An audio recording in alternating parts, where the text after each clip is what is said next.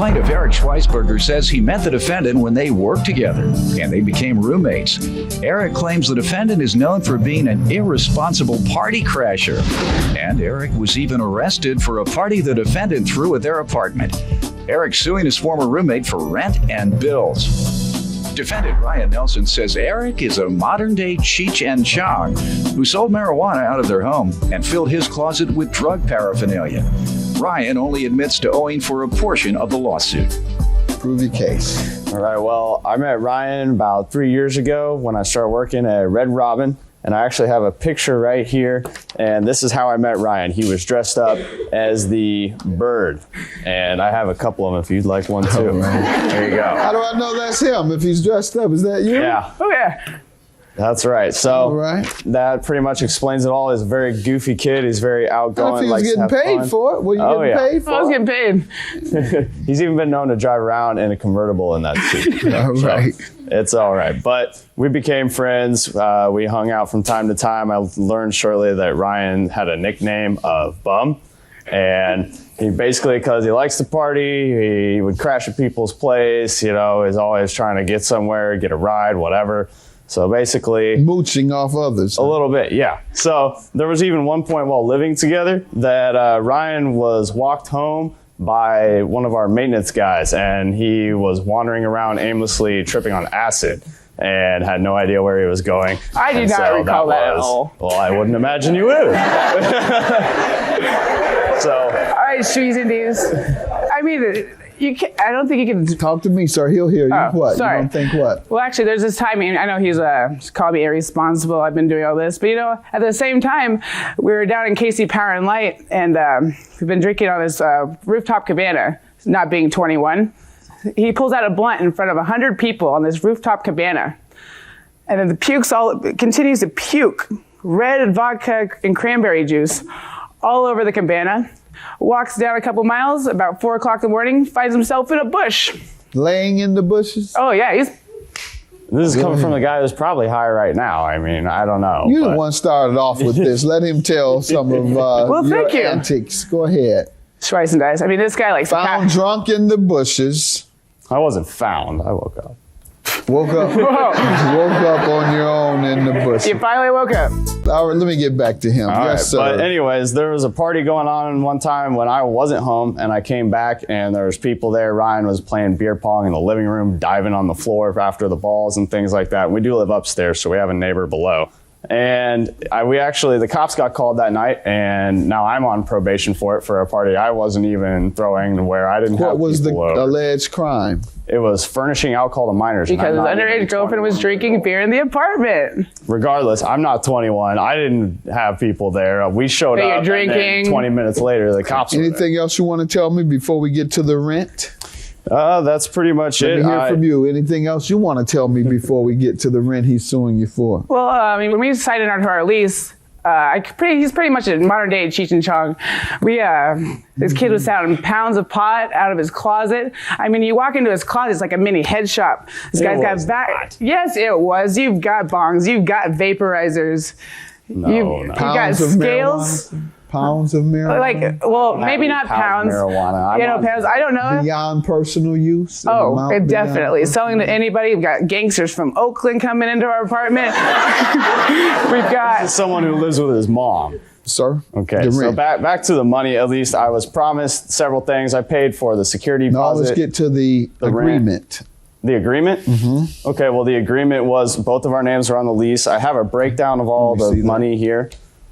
And I also have the lease itself. What was the amount to be paid by each party?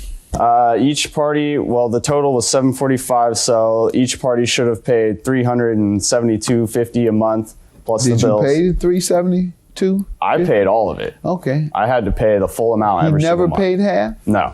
Tell me the agreement once again. $372 moved in when? We moved in on September 11th, and that also included the security deposit and all the bills, the application fees, everything like that I paid for. I have statements to prove that I paid all of it up front. I never received any. You never paid a dime on anything? No, nothing. I never got anything back, even grocery bills. False advertisement. 909 until when?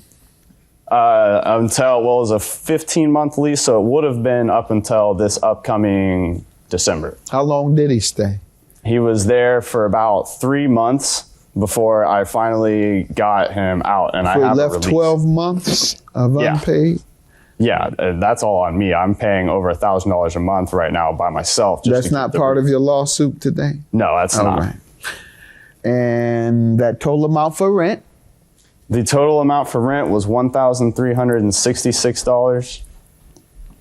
All right. And the bills, how does she owe you for that? The bills came to a total of $451.